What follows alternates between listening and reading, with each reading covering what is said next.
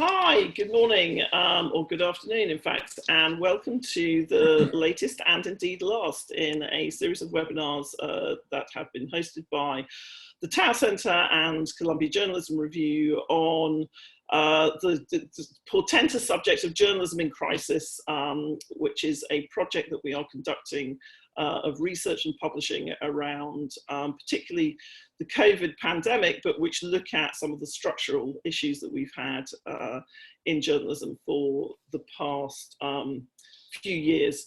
I'm really pleased actually that we're finishing, if you like, with this panel, because I've got three people here whose work I've followed and engaged with over a long period of time, who've all been looking, if you like, the big picture issues of journalism. In other words, we know that something isn't quite right, and we want to fix it. My name's Emily Bell. I'm director of the Tower Centre for Digital Journalism. My co-host is Kyle Pope, who is the editor-in-chief and publisher of I've got this Columbia Journalism Review. I'm trying to remember. Yeah, I was going to say, it's been a long time since I've seen you in person, Kyle. And on our panel, we have Heather Chaplin. Heather is the founding director of the Journalism and Design program at the New School. She's an author and journalist in her own right. She co-hosts a very successful podcast, which is currently resting with myself, called Tricky, where we talk about the difficult problems facing journalism. Welcome, Heather. We have Professor Latrell Crittenden. Latrell, it's great to see you. Thanks for joining us. Latrell, as well as being, I'm delighted to say, a fellow at the Tower Centre, he's been doing some really wonderful work for us in looking at inclusion and journalism in both urban and rural communities. Latrell is also program director and assistant professor of communication at Thomas Jefferson University in Philadelphia. And he's also a former police and government reporter. So it's great to have you here, Latrell. And then last but not least, we have Elizabeth Green. Elizabeth is the founder and editor-in-chief of Chalkbeat. She's also, I was going to say in her spare time, but it's not technically in her spare time. She's also part of the American Journalism Project, which is founded by John Thornton, the philanthropist who's behind the Texas Tribune, and Elizabeth is leading an effort there to figure out how we can reconstruct local journalism in America from the ground up. So we have people with us who have really studied the breadth of the field and not just identified lots of problems, but also come up, I think, with solutions. Because I'm happiest, or rather most comfortable asking Heather awkward questions, I'm going to start with her. But I really wanted to kind of get from the panel, first off, some big picture thoughts about, where do you think we are in this process of, if you like, crisis and rebuild, and how do you think the pandemic is affecting it? And then maybe kind of what you're seeing in your own work, what you've been observing recently. So Heather, it's a small question for you to start with there. Yeah, I was gonna say, you want me to kind of like give a whole spiel and then move around? Sure. Okay. Sure. Give us the internal workings of Heather Chaplin's brain at the moment in terms of the state of journalism, which I know is something you think about quite a lot. Well, I guess to answer that as directly as possible, I would say it's really bad. I think everyone here knows, but I'm constantly struck by how much even people who work in the field don't really realize how serious the crisis is. Emily and I have talked about this a lot, but specifically the last couple of years, I think the private equity firms coming in and buying up newspapers to stripping them down to parts means we really are looking at a scenario where there might not be any newspapers left in a couple of years, or if there are newspapers left, they're going to be ghost papers that it would almost be better to have nothing. I'm sure you all have seen that, Pew's recent study that 70% of Americans don't think there's anything wrong with the newspaper business. So there's this big disconnect, but I think it's dire. In terms of like a sort of big picture perspective, I guess I would suggest that it might be worthwhile to start with some sort of diagnosis of the problem, and so that we know what it is we're trying to solve for, because I know you want to be getting at what we should be doing right now since we are in this crisis. And so I guess the thing that I always try to say is that it seems really important to remember that the problem, the challenge we face is not how to save or recreate newspapers as they've existed in the past or in the 20th century, but what might a flourishing free press look like in the future? And that those are two really different things, that a flourishing free press is not synonymous with 20th century newspaper industry. And I make this point, one, because you got to know what the disease is before you try to develop a cure, but also I find my chest sort of swelling with hope when I think about this, because if you've been studying this problem, you might feel like your face is up against a brick wall. How do we save this dying thing? How do we save this dying thing? And you can't get any movement no matter where you go. But the minute that you realize, wait, my job isn't to try to save this thing, but my job is really to reinvent this new thing, the possibility space expands exponentially. And there's suddenly our job becomes to be incredibly imaginative and creative and to understand, A, what does the free press that we want look like? And two, what conditions need to be in place for that to happen? And that's a much more exciting problem to be working on.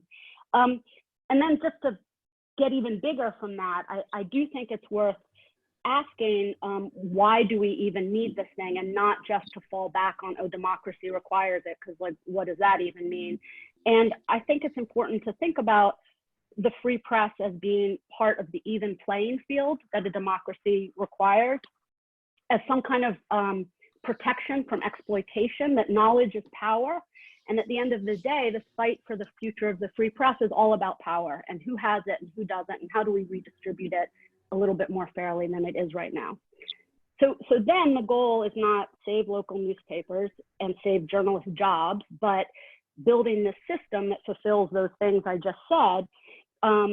We need to ask, what are the attributes of this ideal system and what conditions need to exist? Now, Emily, I can keep going and go in depth, or do you want me to stop there? No, that was an absolutely great introduction to a lot of the themes, and it's actually a very good moment to come to Luttrell. Because Luttrell, a lot of your work is like literally sort of looked at the kind of granularity of what Heather has just been describing. I was really struck by her phrase that, you know, we're not really about saving things, we're about trying to create something completely different, which, you know, if we're not starting from the point of view that the 20th century free press was an ideal model, in fact, it was anything but. Can you tell us about, you know, what your thoughts are about that, and particularly how it relates to your work in the field and what you're seeing? Because you've identified some really interesting kind of issues around inclusion and thoughts about like how we should start to approach that in very different communities. And I'm glad you mentioned very different communities. I'm actually hopeful for the future. One, I do believe that the old school model is breaking. The question is, what are the models now that provide the best pathway for the future? And my research actually focuses mainly on 3 areas in Pennsylvania. And I think that you can get a lot of lessons out of those particular areas. Broadly, and I'll start with broadly speaking, I think that when COVID hit, Philadelphia, where I live, is a perfect model for, I think, what can potentially happen. Philadelphia as an ecosystem has a number of news properties, but they are heavily subsidized and helped out by foundation money. There's a lot of collaboration across different newsrooms, and there are a lot of different community newsrooms and also ethnic newsrooms.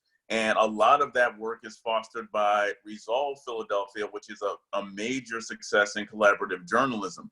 And my project there, Germantown Info Hub, which focuses specifically on one neighborhood in Philadelphia, predominantly African-American neighborhood, is one of those partners in Resolve. And I'll certainly elaborate on it more, but we've immediately kicked into gear once COVID hit to say, how are we going to best represent and cover this community when we can no longer gather together? And I think that one of the things that we did was ours is a website, but we went immediately into radio. And we actually are now partnering with G-Town Radio, which I'm actually a board member of that organization. And we're creating a news show, and that has now been subsidized through a grant through LendFest. So that is, I think, one of the marvelous models of what's happened is that there are so many different newsrooms saying, how can we tackle this issue? Then you have a place like Chambersburg, Pennsylvania, which is another area where I'm focused on, where they have basically 2 newsrooms, really one, and you're talking about an area that is an emerging news desert. They only have a handful of journalists, and a lot of the news and content that is focused on Chambersburg is actually coming out of central Pennsylvania, another community, York, Pennsylvania, due to mergers with Gannett. So they actually have a dearth of local news and information that's focused on communities there. And it's significantly been problematic because at one point, Chambersburg, Pennsylvania was the biggest hotspot for COVID in the nation, but that was not reflected in local news coverage. So that is a significant issue. Then you have Pittsburgh. Pittsburgh is in the third bucket where they recognize problems, they're trying, but we'll see what happens. They don't necessarily have the same type of infrastructure. There's lots of media, but you don't have a really strong collaborative presence. And as has come up in the news, there are a whole host of issues with how they cover different communities, particularly communities of color. And that a lot of the newsrooms have a complete disconnect with communities of color. So I think that trying to figure out what are the lessons from each of these particular areas is where we can start in terms of how can we move forward in the future. And I think Philadelphia is a solid model, but unfortunately, more and more places are starting to look like Chambersburg. Right. So that's a great point at which to come to Elizabeth and Latrell. I want to come back at some point just to sort of talk about when we talk about local news. I think you've highlighted very well how no 2 places really looks the same, and actually places which are geographically quite close together can have totally different architectures, communities, etc. So this idea of producing something that works for everyone is going to be challenging. And talking of challenging, Elizabeth, you and I have talked, kind of quite recently actually about you're in the middle of actually trying to create structures that really address this. What are you seeing, and has the pandemic changed much of what you thought? Has it accelerated it? And we've had Latrell and Heather both saying they're pretty hopeful. What's your current state of the mood on this?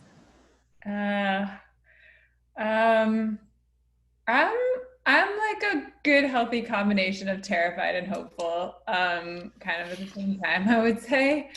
I think that I was just thinking as you were talking, Latrell, about what is our baseline for Philadelphia, for example. If Philadelphia is our good news spot in some ways, then what is the baseline what would success look like?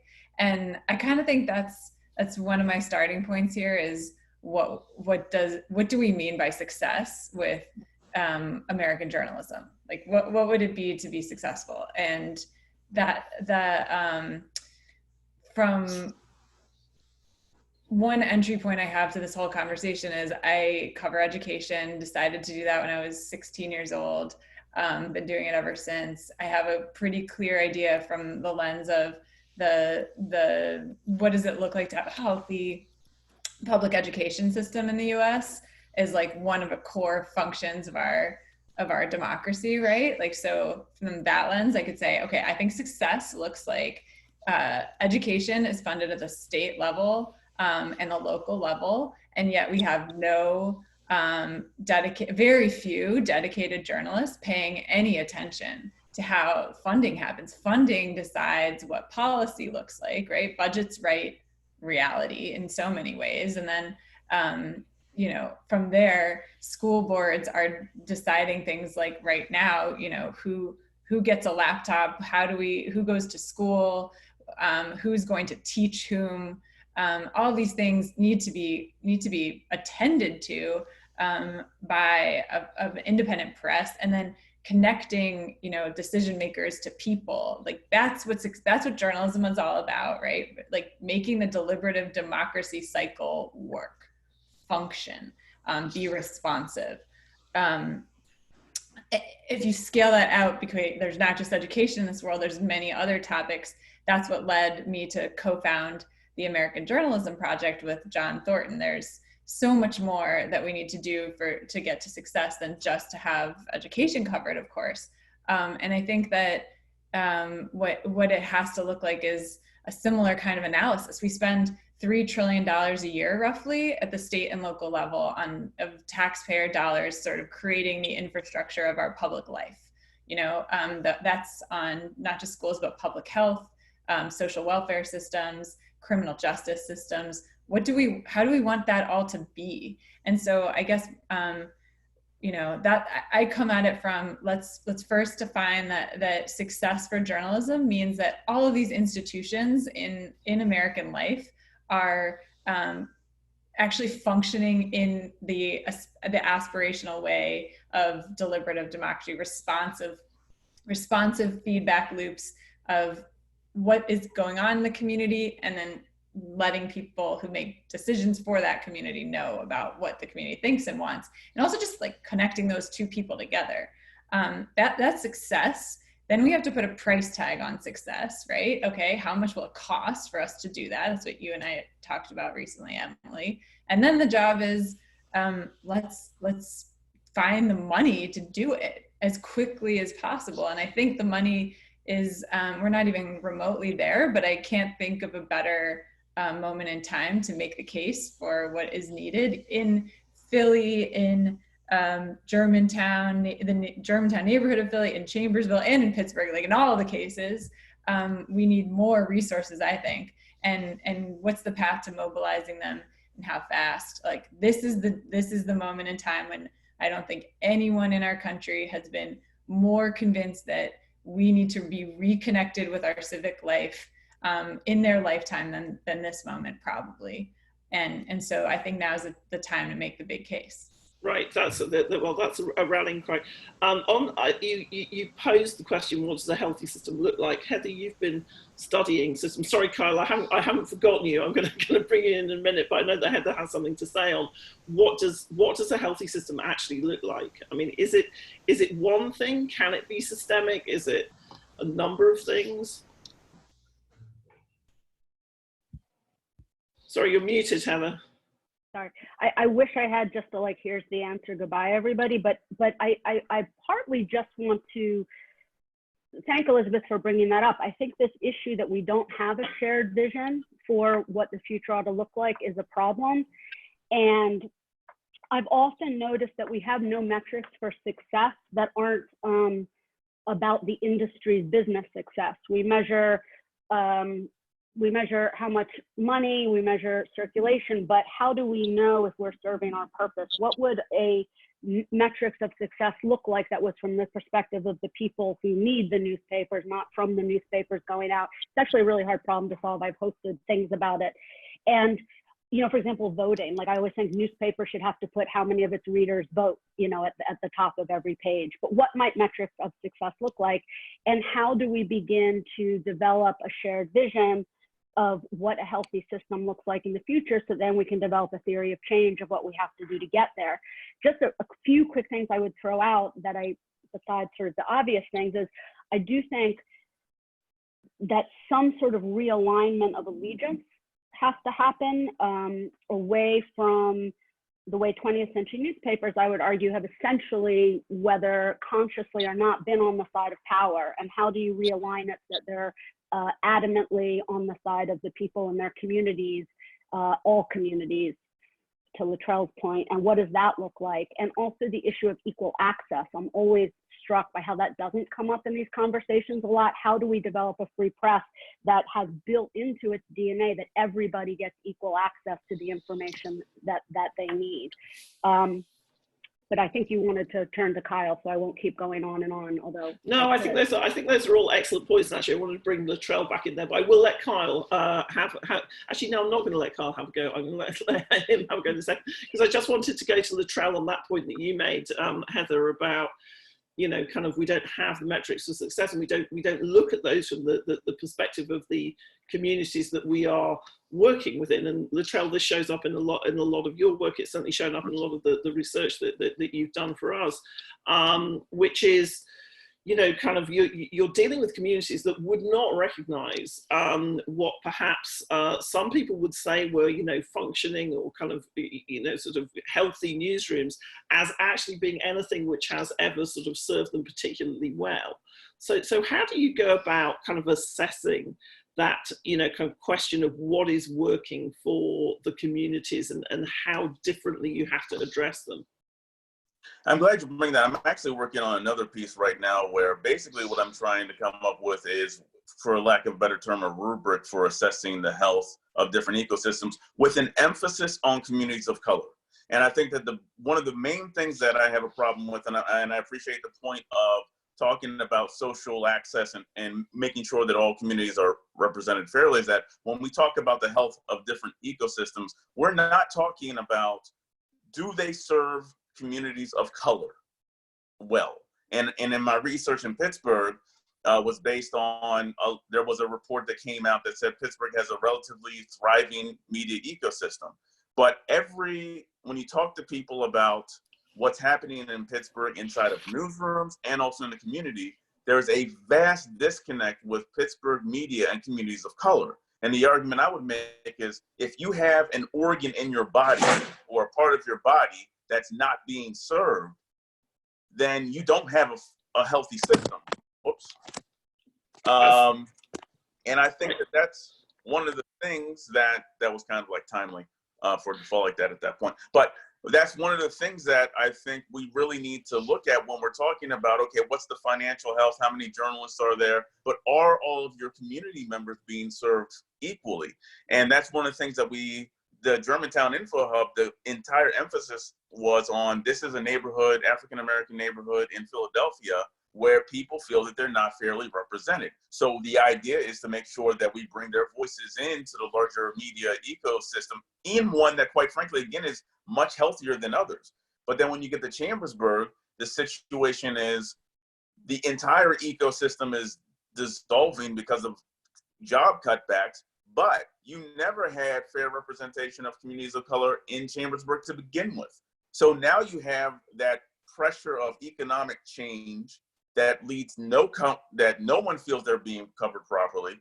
But now you also have to deal with this fact that you never covered communities of color properly. Right. So I think that there has to be some way of measuring, as one of those sort of pillars, what is your connection to communities of color? And it has to also talk about, do journalists of color inside of those newsrooms feel that they have agency to impact any change, in addition to the level of diversity in newsrooms? Yeah, because I wanted to ask you about that in the, we're sort of experiencing a, lightning rod moment in some ways in the overwhelmingly kind of white media, which generally kind of serves the sort of the national conversation and often the local conversation in the States at the moment. Do you have any, it's kind of happening at a time, as you say, where there are lots of different pressures on newsrooms. It feels perhaps like finally we're getting to the point where those dials might change. What do you think about that, though? Is this just do you think that we can actually really produce change in this cycle? I do, in certain locations where individuals of color have a dynamic amount of power in a specific newsroom or specific location. So I would pose my example to that would be Philadelphia. You had a controversy with a headline that basically was a terrible headline that talked about, do buildings' lives matter? Yes. Journalists organized, and also different organizations organized, to the point where now you had a change in the executive editor, and you have an effort to enhance diversity in the newsroom. And this is an ongoing conversation that has spurred from the fact that you have a strong NABJ, National Association of Black Journalists chapter. You have lots of universities that are dealing with this. So you have this ecosystem with a large number of African Americans and also people who want to impact that type of change. And you see what happens there. You see significant change, and it's still going on. Take Pittsburgh, on the other hand. You have a situation where a reporter sent out a humorous tweet that maybe she shouldn't have done it, but it certainly wasn't the worst thing in the world. They were basically making a comparison to Kenny Chesney concerts in Pittsburgh. They get rowdy. She showed a photo of a Kenny Chesney concert and said, "Oh, this isn't a riot. This is a Kenny Chesney concert." Well, she was removed by the Pittsburgh Post-Gazette for that tweet. And snowballing, and I could go into detail, basically at the end of this situation, another journalist of color has decided to leave the newspaper because they don't feel that it is an environment where they can work. And this reporter, Alexis Johnson, has decided to sue the newspaper. Right. And you had no movement from there. And I think that's a direct correlation to the degree of power and influence and within the city, the ecosystem itself, and that Philadelphia is a dynamic area where people and journalists of color have a lot of power, whereas Pittsburgh, it is a place where journalists of color are traditionally marginalized. So what I really would predict is that you're going to see changes in places like Los Angeles, in places like Philadelphia and New York, but in places where you don't have large, significant numbers of African Americans either in the community or in newsrooms, you won't see that type of change. Right. Right, that's a really interesting point. I just wanted to come to Kyle. There's a lot there to unpack from what Latrell was saying. I think again it kind of speaks to this challenge of, you know, how much is this is kind of a system-wide problem that we can tackle, and how much of this is, you know, kind of just the actions of specific newsrooms or projects or what have you. And actually I've got a question from Jennifer Humke, who asks, and this is one I'm going to throw to you first, Kyle, which is, she says, "I'll be interested in hearing what each of the panelists view as the main principles of a high-functioning free press in today's world." And I think, you know, Latrell was just touching on the one there, which is you have to be in tune with your community to some extent. This is something that sort of CGR thinks a lot about. You know, if we're redrawing the founding principles of journalism, what should they be? Yeah, I mean, I think that the tone of this conversation is, I think, exactly where we need to be, and it's been a long time coming, because when you talk about what's happening on local news, and I agree with Heather that it's bad and it's even worse than we realize, because a lot of places that are open aren't really functioning newsrooms, and it's going to get worse. I think there's been a taboo in talking about how a lot of this isn't something we want to replace anyway. That's been something that we haven't really been allowed to say. And so we haven't really been allowed to point out, like, the fact that, you know, newsrooms in general in America have made very, very little progress in terms of the diversity of their workforces, and their the demographics of the newsroom are so often completely disconnected from the demographics of the community that they're supposed to be serving. And, you know, decade after decade after decade, this has been a problem. We've talked about this and nothing has changed. Now we have a moment where we can actually change it and do something about it, and not just rebuild the same places that we had before. Similarly with young readers, which has been a problem for newsrooms for ages. There's been a difficulty in writing and communicating with them in a way that sort of speaks to them. Similarly, the sort of digital expression of a lot of these local news outlets is terrible. Sorry, I just faded away. It's terrible, and this is something that hasn't really been fixed. So now we sort of have an opportunity, and this is what Heather was talking about there's an optimism here. We have an opportunity to sort of restart and rethink. And there's a tension, because a lot of the people who work in these places are seeing their jobs go away, and they're angry about that, understandably, and they're scared, understandably, and there's a lot of pressure to sort of to push that back as long as we can. Like, let's hold on to as many of these jobs as we possibly can now. And I think, and I totally understand that, and I think that's admirable, but I think that there is another conversation about, like, what if we have a blank slate and we can sort of rebuild this whole thing? To the question about what does that look like, I mean, I think it's, you know, it's somebody, I think it was, again, Heather talked about the power structure and what should to me, the question is, a functioning, vibrant newsroom is not within the power structure, it is outside of the power structure, and it's analyzing that and reporting on that and focusing on the deficiencies and really getting to like, how, you know, is your news organization writing about things that affect how I live and how my life could be lived better? I don't see a lot of that in the kind of daily coverage of city council meetings, but I think it's a sort of worldview of a kind of like, I wrote shortly after Trump came into office that we needed to sort of reclaim our role as malcontents as journalists, and that's a great organizing principle. So that's one of the ways I think about it. Great. I just want to come to Elizabeth first, and then Heather, both of whom have something to say, I think, sort of on diversity. And also, if you can just pick up that question as well about, because I'm sure diversity is part of it, as what are the principles? You know, if we're going to do this thing, we need a constitution. And as Kyle says, you know, the constitution can't just be let's preserve jobs. Elizabeth.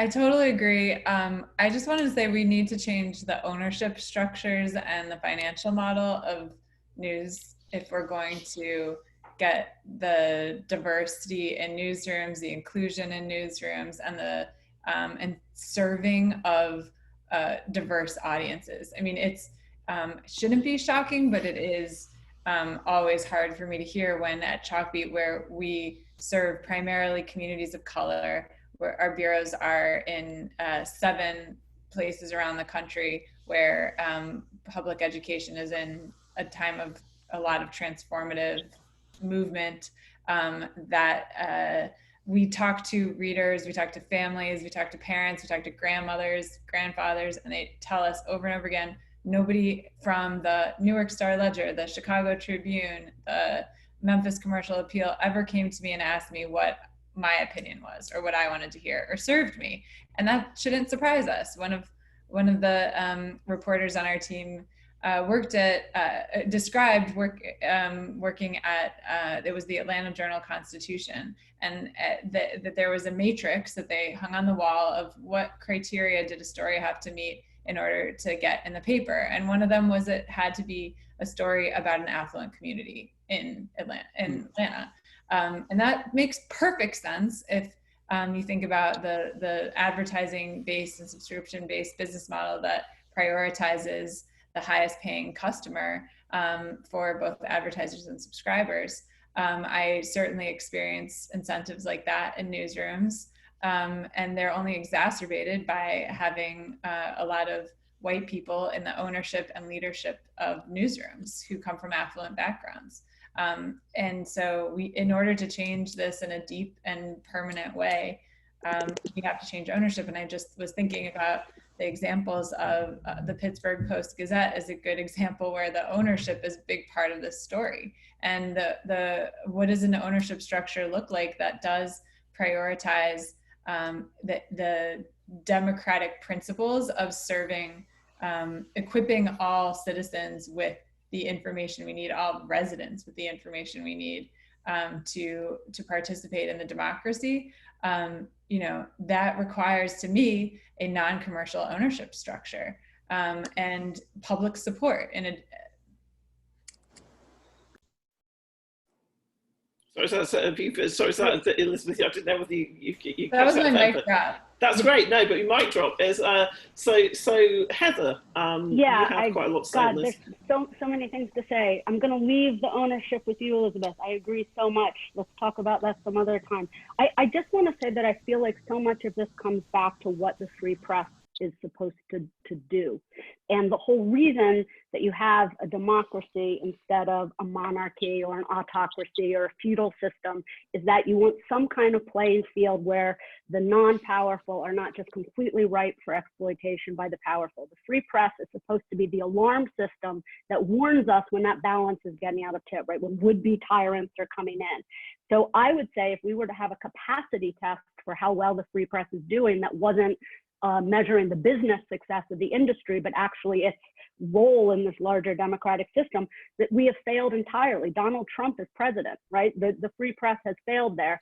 Income inequality is reaching levels that have rarely been seen before in this country. The rampant racism, the crumbling of the education system. We have not done our job in ringing the alarms around these things and helping people protect themselves from exploitation. So I think developing capacity tests for what success would look like is really, really important. And they have to be from the people's perspective. I notice how often these conversations are from the perspective of the newsroom, not of the people. And I also just want to say about, that so often diversity gets talked about as newsroom hiring policy, and it's so much bigger than that, that the key to a resilient system is diversity. That is how systems survive, and resilience is your ability to maintain your integrity in the face of trauma. I don't think it's a surprise that we haven't been resilient in the last 10 years when you look at all of the communities, for example, communities of color, that we've just abdicated responsibility over. I think that, sorry, I got sidetracked by Elizabeth's note that I shouldn't have said something about education. Oh, sorry.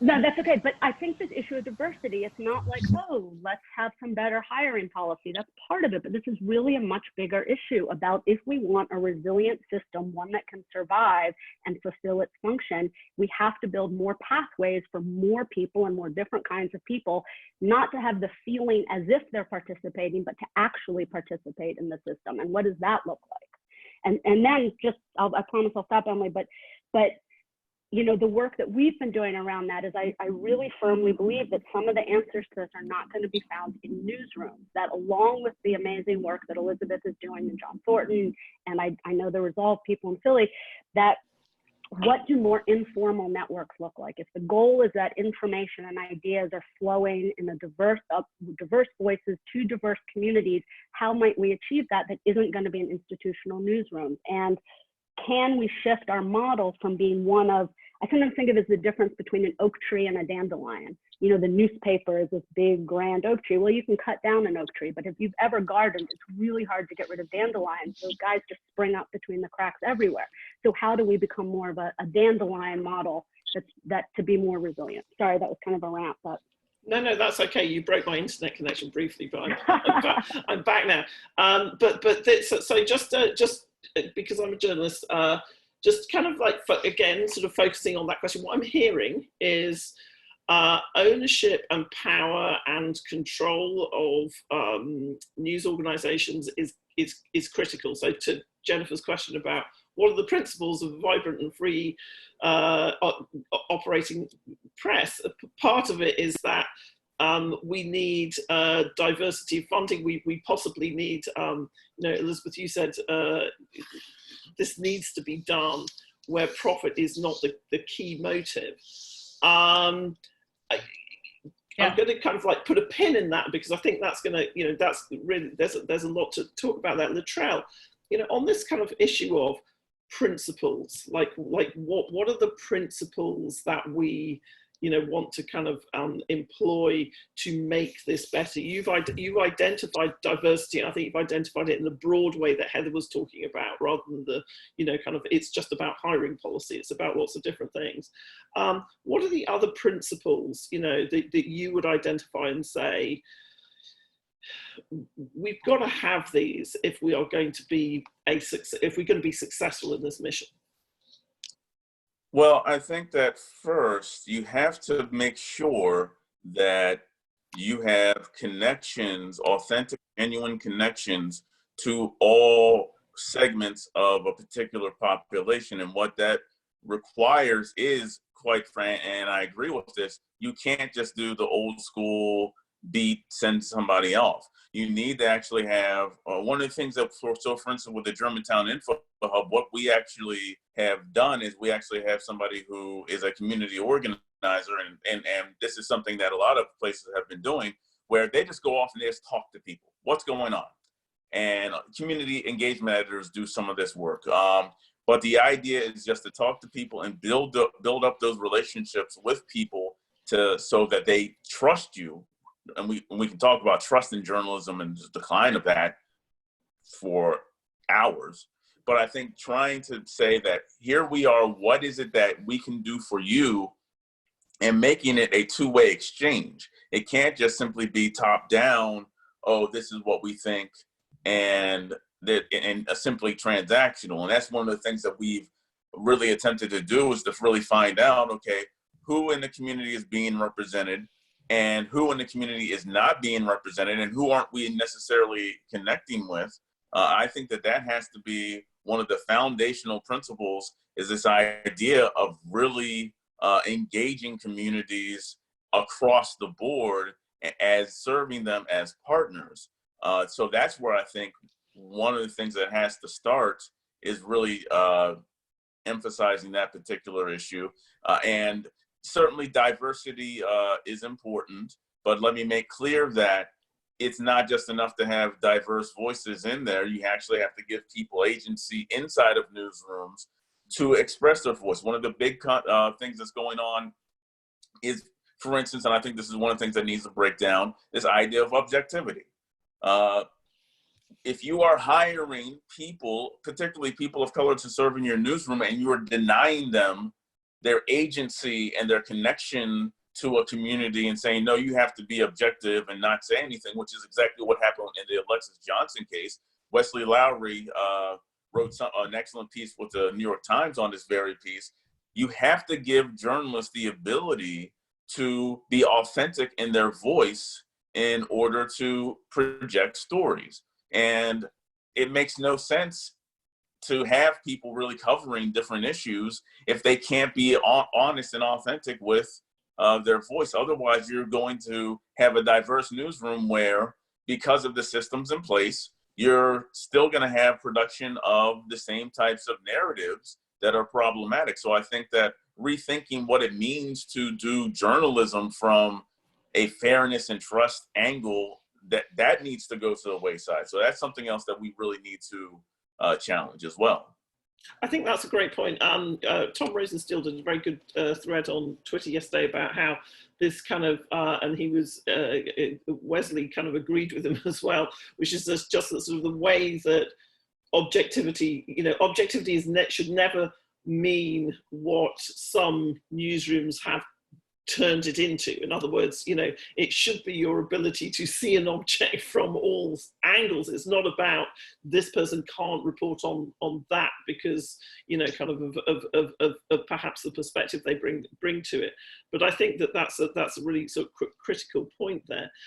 Kyle, do you, because the trials brought up the objectivity point, I'm going to get into some more. We've got some great questions coming in, so I'm going to turn to those in a minute. But I just wondered what your thoughts on that were, because for many years, CJR has been the bastion of criticising journalism and how we do it. What are your thoughts on the sort of this point about you have to change, or perhaps,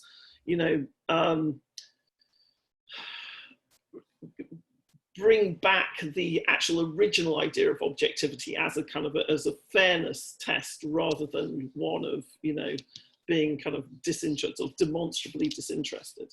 Yeah, I mean, we institutionally sort of abandoned the idea of being this kind of central ground a long time ago. I mean, we're quite clear to our writers that we are hiring them because we want to hear what they have to say, and we want them to use their voice to say it. I think this is an example of a generational divide that, frankly, again, I think is much more prevalent at the local level than elsewhere. That's just my reading of it. But I think it's always been. I mean, Emily, you know this world much better than I do, but I've always been a fan of the British press, which is much more free about this sort of thing.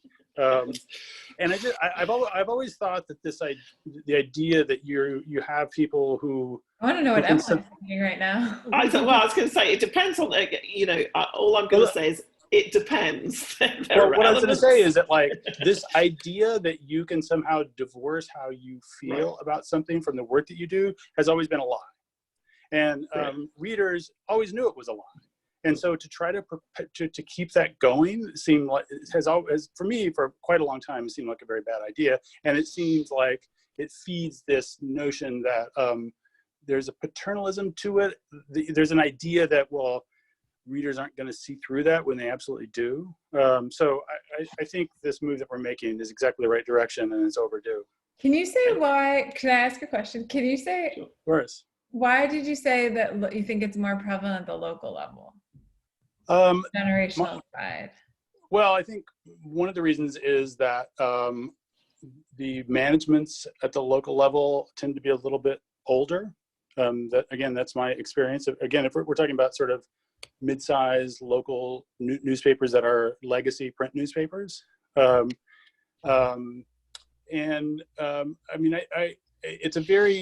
a very unscientific reading, but a lot of it is based on the kind of emails that we get, because we have a lot of those people at CJR as our readers, and they're having a particularly hard time. What's that? Reporters and editors at regional newspapers. I'm talking about more editors than reporters. Mm-hmm. Do you disagree? I haven't seen evidence of that personally, and I guess my personal bias is the opposite, that I think sometimes there's like when a lot of local issues, some of the national conversation about this often is about political bias. Yeah. But I think on local issues, political ideology is so much more muddied, because it's like you're much more confronted by the nuances of how things work in reality. I do think certainly like how we report on crime needs, that is a very local problematic changed issue. Yeah, but I think that's one of the areas where it really comes to the fore when you write about crime, when you write about policing at the local level, when you write about race, especially now at the local level. That's where you really see these tensions. I just want to cut that.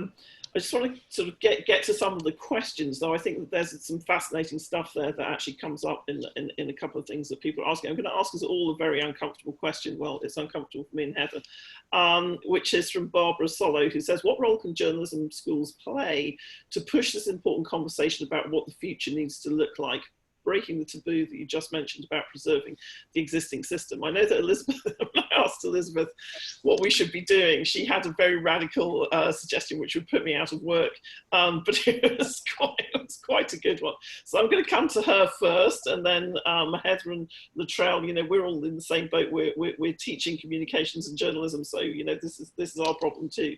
Elizabeth, what should we be doing? I told Emily I think journalism schools should shut down for the next 3 years, and stop, at least stop admitting students, and instead consider just fully locking arms with those of us in the field trying to rebuild and just both bring down and bring up. So that was my, take all those resources. It does a great job fundraising for the schools, and let's fundraise for something different. I mean, Latrell, it sounds like you are a practitioner and a scholar at the same time. And that was my obnoxious thing I said to Emily in private that you're now making me say in public. Well, I thought it was a really, I think it's not going to happen. So that's one thing. But it's a thought experiment, that thing which says, well, actually, we're all graduating young people into the field every year. This year, it's going to be tough. Are we doing? But actually, at the core of that, it's not frivolous. It's this issue about, are we teaching people the right things? Are we working with the field in the right way to change things? And are we kind of sure that we know what the end product, in other words, do we know what we should be orienting our students to do, and does that show up in our curricula?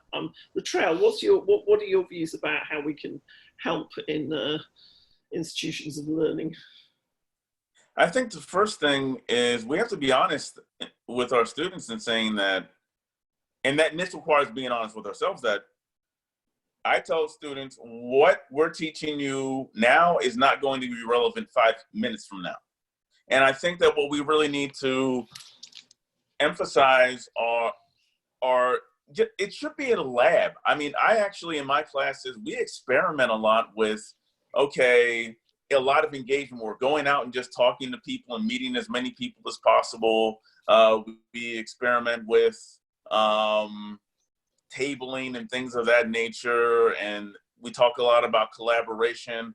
But I think that what it's going to require, quite frankly, is, if you're being honest, a lot of the old school journalists that are pushing these old school ideas need to take early buyouts, maybe, because what they're doing is a disservice in trying to hold up this mantle of what journalism was, when in reality, that's not what it should be, and it's not what it's going to be in the future. So I think that we really need to start embracing a lot of the more alternative ideas that are coming up from younger journalists and from younger academics that are related to collaboration, solutions, engagement, advocacy in some cases, speaking, using your authentic voice, and just come up with a completely new model for how to train journalists who are coming up the ranks. And will that happen anytime soon? I don't think that I don't see that happening. I think that, and that's going to not just have to happen in university. It's going to have to happen with a lot of the organizations. I'll just simply say that NABJ, NAHJ came up with their list of panels that they're doing for their national conference, and I'll just simply say that it looks outdated to me. So it's not just in the academy. Right. Heather, older academics, we should take buyouts. You're muted. Sorry, I had already. I think my perspective is a little bit different. I started J&D 5 years ago. We don't have a legacy. I don't think of what we do as being preparing future professional journalists. Some people will go on, but there aren't any jobs left. What I think of us as doing is basic civic literacy. I've discovered over the years, now that thousands of students have gone through our program, and we also create open source materials that we provide for community colleges, so lots and lots of students have access to our pedagogy and our curriculum. How empowering students find journalism education, that you have the right to ask a hard question of people in power, even if they don't want you to ask it, that you have to know who your community is and what their needs are and how you help meet those needs, telling stories, distinguishing between good information and bad. I increasingly over the years think of journalism education as almost a Trojan horse, that really what we're doing is constituency building and a long game, which is, can we help the next generation be prepared to fight for the kind of free press we need and the kind of media policy that we need? Because the reality is there aren't jobs for the students. I mean, a few of them will, but every year it's less and less. I think that the journalism education, at least the way we do it, which every class starts with the 20th century newspaper model, is just one manifestation of an idea. The idea is the free press. This is why we have it. This is how it's manifested over time. What should it be going forward? That's what we're asking our students to think about. We're through the work that we do, open sourcing and creating curricular and pedagogical materials, we're also trying to transfer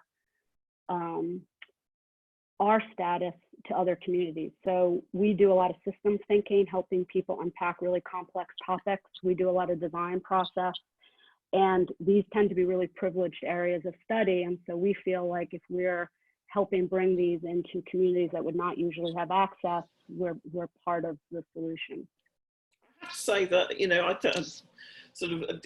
listening to you, Heather, I think that you know, we're a professional school at Columbia. We teach people to go out and report, but you're absolutely spot on, you know, we need a high level of literacy around the function of information creation, sharing, consumption, and that actually, you know, I think the heroes of our age are high school newspaper or journalism programs that actually kind of like start to engage communities, and you can report on your community.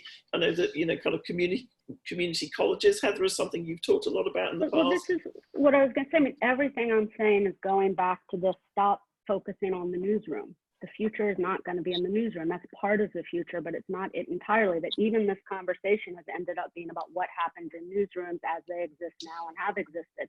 If we can break our habit of thinking about that and truly understand that the problem we're working on is how to gather information, how to process it, and how to distribute it. It's a totally different problem with different solutions.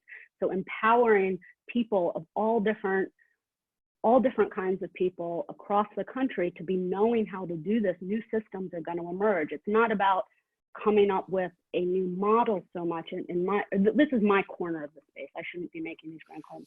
What I'm working on is not trying to build a new model, but trying to say, what are the conditions that new models will emerge? How do we empower as many people as possible to feel that they know how to participate? And then what happens once people feel empowered like that? That can be a really transformative thing. I want to conflate a couple of questions here because they're sort of taking us, I think, in a direction that the conversation has already started to get going. One is about polarization, which is something we hear a lot about, and polarization of the press. Something that we're studying is just how dark money in local news, when advertising disappears, becomes this force for kind of political polarization. And this idea again of Angela Woodall, who's a PhD student, whose name I recognize, it says, you know, this idea of the authentic voice, and it's a longish question, so I'm going to try and summarize, which is really sort of saying, you know, can journalists accept an authentic voice that prioritizes ideology, or does that just not share the values that a journalist thinks others should share? So in other words, it's sort of a similar question about, you know, how, is there something we should be thinking about polarization? You know, Heather's saying, let's not start with the newsroom, but often kind of, you know, these problems show up in the newsroom. So the trail, you know, when we're talking about, you know, authenticity, I think you kind of pretty much answered Angela's point by saying not only can you accept authentic voices, you should do, but the question of ideologies, you know, how do we navigate that? Is that something we can leave behind in the 20th century, or is that as everything is politicized, it seems that we are probably just going to have to deal with that more rather than less? During one of my interviews, focus groups in Chambersburg, Central Pennsylvania, one of the African Americans that I interviewed or spoke with said that we need journalists who are advocates for our community. And that was because of the years of disenfranchisement that that particular neighborhood or community has experienced. You need people to come in and tell the story of that neighborhood and really rally behind those individuals in telling those types of stories. And from my perspective, that's what I think a lot of journalism was, and certainly in the 1800s, where you actually did have much more partisan journalism, and this idea of being balanced and objective wasn't necessarily even thought of as something that should even happen. And I think that really, if you have people who are truthfully, I mean, you certainly need to have, everything should be based in truth and fact, but if you have people who are saying, I'm going to write these stories that talk about solutions to this problem, that are going to profile good things that are happening in this neighborhood, that are going to tell a different story or different perspective, I think that that's positive. And I think that I don't see a problem with that. And I think that particularly for a lot of traditionally marginalized communities, you need people who are going to step in and say, look, I'm here to write about this community, and we will talk about its faults. But as an advocate, I also need to be somebody who's going to talk about all of its gems. And I think that that's something that newsrooms or whatever the model that needs to happen, because the model right now basically privileges people who are in power and marginalizes other voices for the sake of being fair or objective. I wonder, can I Sure. just quickly, I'm sorry, because the question earlier about like what would a list of a healthy system, I think this issue of being an advocacy for your community is really key, and not to be mistaken for partisanship. It's just, I think you said it really eloquently, Latrell, what I was trying to say earlier about is your allegiance to powerful or to people in their communities, and how do we flip that? I'm always struck that when I teach the rise of the Black press in one of my classes, that it's just straight from the beginning, we're advocates for our community. Like, what else would we be? And you see the resilience of the Spanish language press, Emily, you and I have talked about this in this country, that people still call the Spanish language press when the immigrants still do when they have a problem, because there's still those bonds of trust, because there's a sense that the newspapers are their advocates. And I don't think it's that surprising that our newspapers have not shown the resilience they could have in the last 10 years. It's because people know they're not their advocates.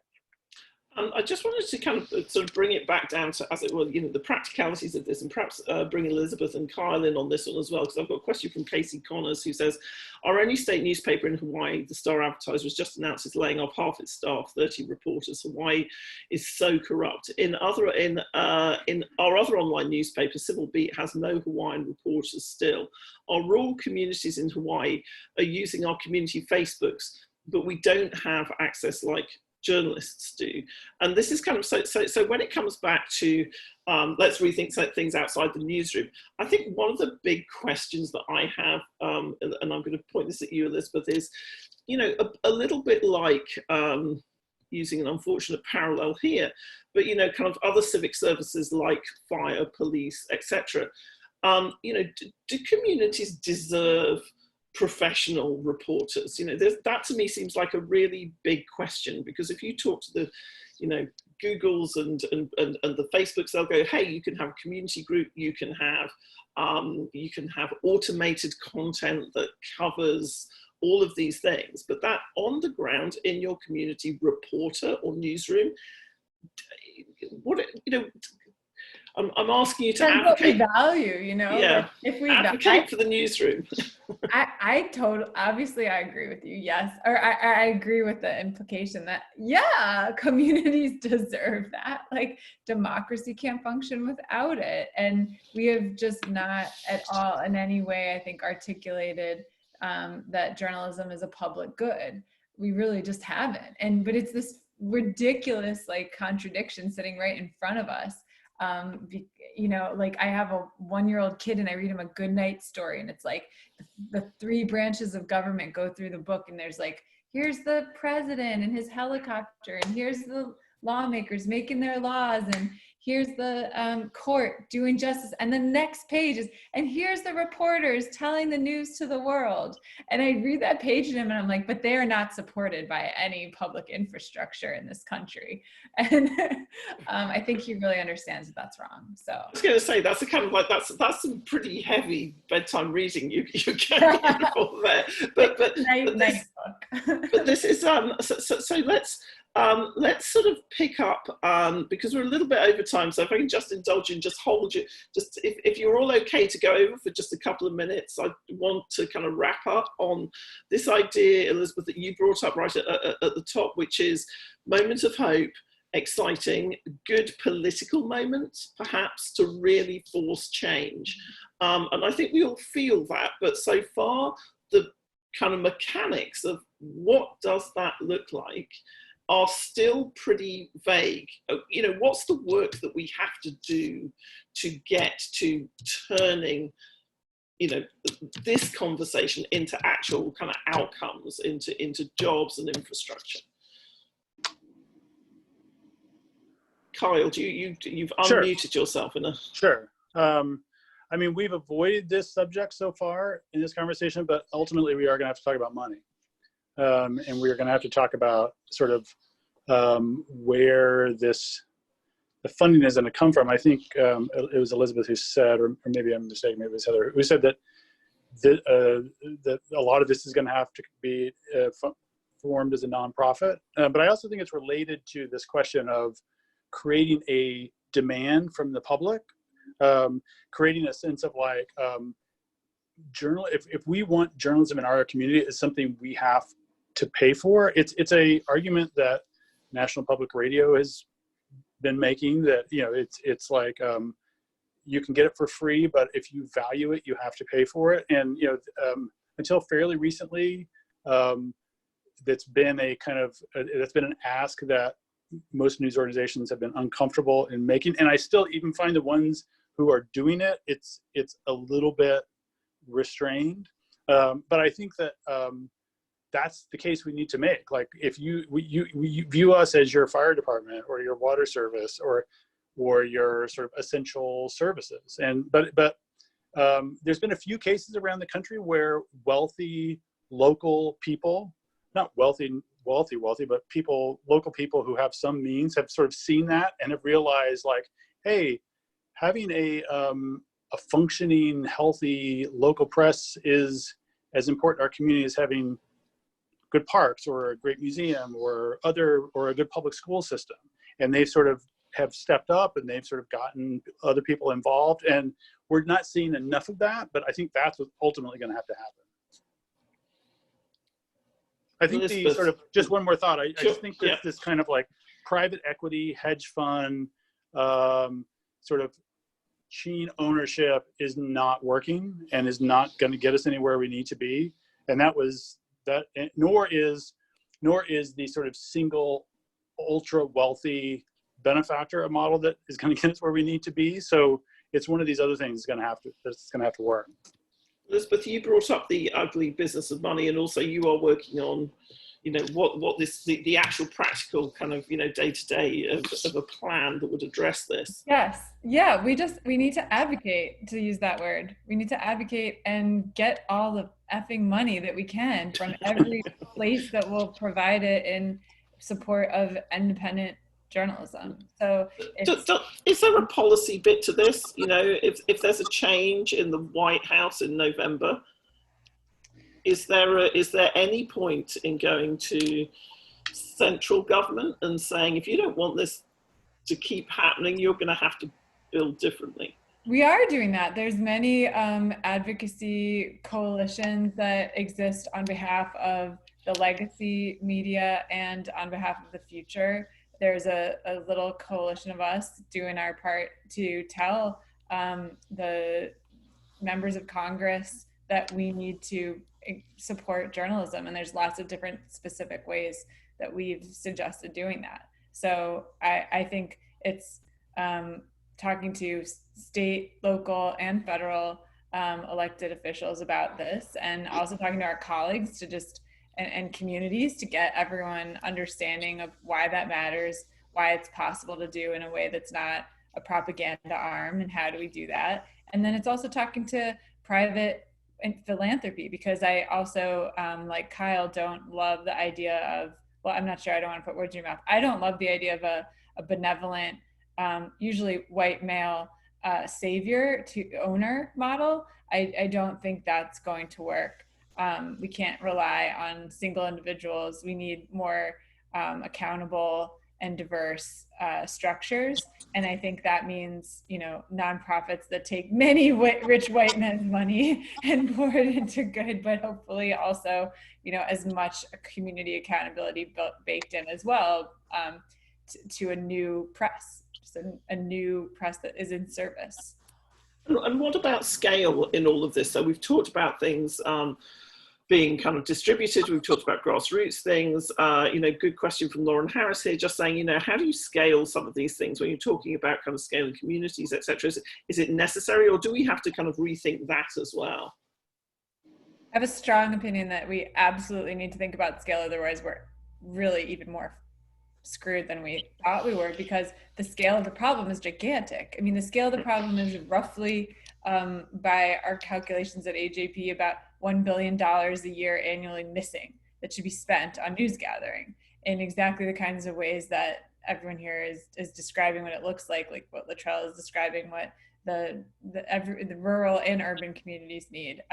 It costs money at scale, so we need to have problems at scale. Does that mean that it's going to be like the same as the hedge fund owned corporate networks that are not actually have roots in communities and to which they are not accountable to communities? No, it's possible to do solutions at scale that are deeply anchored and accountable, I think, and we just have to. Right. Latrell. I think that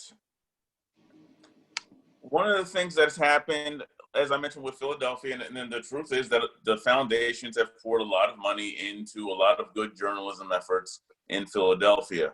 I do think that there's a place for foundations to continue to support up good journalism. In Pittsburgh, arguably one of the best operations right now is Public Source, which is a nonprofit news operation. And they've, for instance, they've covered communities of color there very aggressively. And the last several hires they've made have been African American. So I think that that's something that certainly should be considered. But again, everything's going to have to be scaled to particular communities, because what's working in Philadelphia isn't necessarily going to work in Pittsburgh, and it certainly isn't going to in Pennsylvania, where you don't have that same amount of money or revenue for foundations.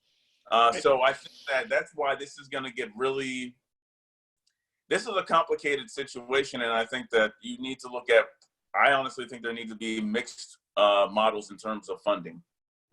Yeah, I think that kind of, I agree with you that plurality is something we often don't talk about anymore, because, you know, kind of it feels like any model, anything that pays for journalism. But, you know, one of the things that has drained out of the free press in the past few years has just been the idea that we should be building policies and funding models that are genuinely pluralistic. So we really do need public support, and maybe we do really need philanthropic support, and, you know, then there is always going to be kind of things that succeed commercially, and we don't need to worry about those so much. So Heather, kind of maybe kind of last word to you on this, about like, what about the money, and how do we start to advocate for this in a more effective way? Yeah, I mean, I think Elizabeth is totally right. I mean, I think Victor Picard says $150 per person would basically, but that, of course, I never excelled at math. It's $1 billion or 1.5 billion a year. I mean, I guess I would just say to what Kyle was saying, a point I find myself making a lot is, and Emily, I think you and I were talking about this, is people have to want it. So we have not done a good enough job of explaining how this is a public health issue, and that that it's not just about journalist jobs, but it's something that the public needs. And I think that rethinking of it like that for ourselves, and then communicating it better, it has to be the first step of anything. I also think not being naive about the interests out there who don't want a functioning free press is important.